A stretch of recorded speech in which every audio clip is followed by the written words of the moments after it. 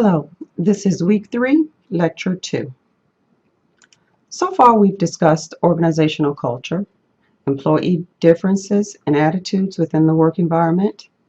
We've identified how manager perceptions affect the overall work environment, and we've discussed the role that motivation plays in every aspect of our discussions. All of these topics discussed directly influence an employee's day-to-day job.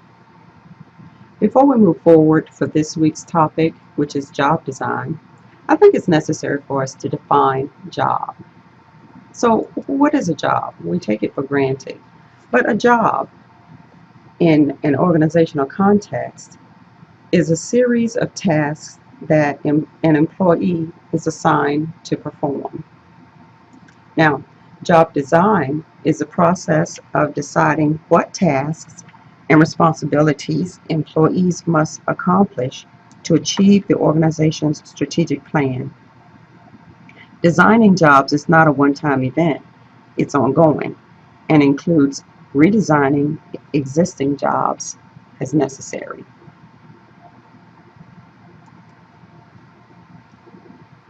The goal when designing jobs is to ensure that they satisfy organizational goals, motivate employees, and match employee skills and abilities. If organizational goals are not met, if employees are not challenged or motivated to complete tasks according to the standards of the job, and if the skills and abilities required to do the job do not match the employee's skills and abilities, this puts the organization at risk of failing. Today more than ever, job design plays a crucial role in the quality of work life, which is the QWL. Unlike the scientific approach to managing employees, which focused on the tasks and not the individuals performing the tasks, today's managers consider the physical and emotional well-being of the employees. QWL leads to increased employee satisfaction, retention, reduced absenteeism, and stress. WQL embraces the human relations movement. It respects the dignity of all workers. It makes changes to the culture when needed, and it improves the well-being of its employees. Now, there are 3 approaches to job design. They are job rotation, which employees, they actually complete a job or task one at a time before going to the next one, which gives the employees some task variety in their work. Task variety should result in several benefits such as increased satisfaction and productivity. We have job enlargement, which expands or widens the number of tasks or functions that an employee does within a particular job. Now, these tasks are generally the same skill level. So just moving from one station to the next, expanding their jobs with a larger number of tasks, there's usually less boredom and higher satisfaction. And then we have job enrichment, which adds to the responsibility of the job. Many times that tends to be more challenging. Many employees find that to be motivating. These added tasks present a challenge for the employee. Now, if you remember, when we had our discussion on the motivational theories, if you remember Hertzberg's 2-factor theory, the concept of job enrichment is based on Hertzberg's theory and the need for employee development and growth, which can include areas such as responsibility, autonomy, achievement, and the challenging job.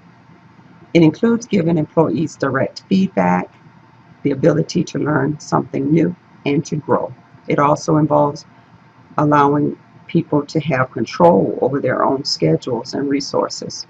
Job enrichment also means creating jobs that are unique and gives people the opportunity to be accountable for the job that they do. Now, the core characteristics of job design are job range, which means it's the number of tasks that the job holder or the employee performs. The job depth, which is the control to make decisions. If the employee has enough autonomy to be able to make decisions to decide on the activities and the job outcomes. Relationships. This includes the span of control or the number of people who are under that particular employee's direction.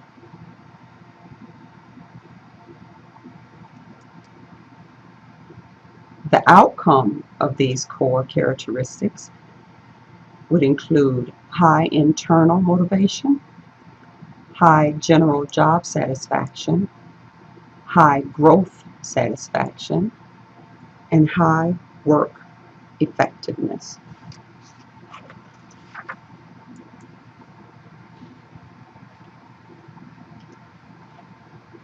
Job design and job analysis work hand in hand, where job design is pretty much theoretical. Job design describes what specific tasks should be included in a specific job. But the job analysis reports what is actually present in the job. So job analysis defines the job content, which is based on the essential functions of the job.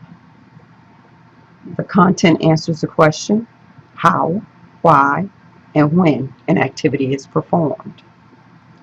Job context refers to the working conditions, the responsibility, the accountability, and supervision related to the job. Job context relates to Hertzberg's hygiene theory. Job context factors, or extrinsic, are hygiene factors such as pay, status, job security, working conditions, quality of leadership, company management, and good benefits.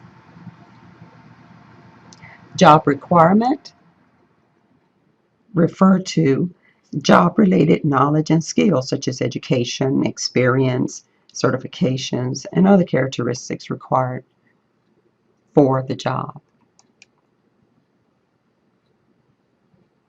Now, another thing that I want to bring up to you, the aspects of job content that can be changed. Management can change these things. It's within the manager's power to change these things, which is skill variety, giving the employee a variety of challenging things to do. Task identity, getting involved with the job, getting to understand the job one-on-one. The task significant, which is what that particular job means to others. Autonomy, which is the freedom to make decisions that affect the job. And then we have feedback, which is critical to an employee's growth. It is feedback that will help an employee improve in his or her performance. Now, under the job context, remember we were talking about job content, job context, and work and the job requirement. Under job context, as I said earlier, it's the working conditions, the responsibility, and accountability related to the job. Again, job requirements is the education, the experience, and the certifications. that relate to the job.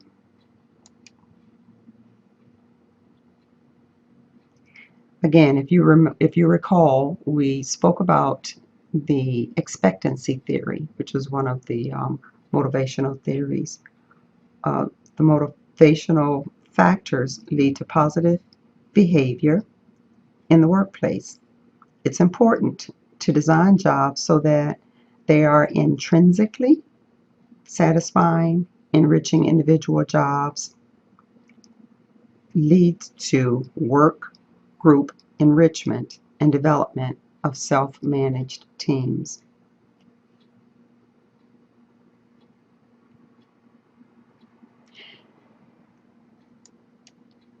It is expected that the task input will result in output. In other words, effort will lead to completion of a product.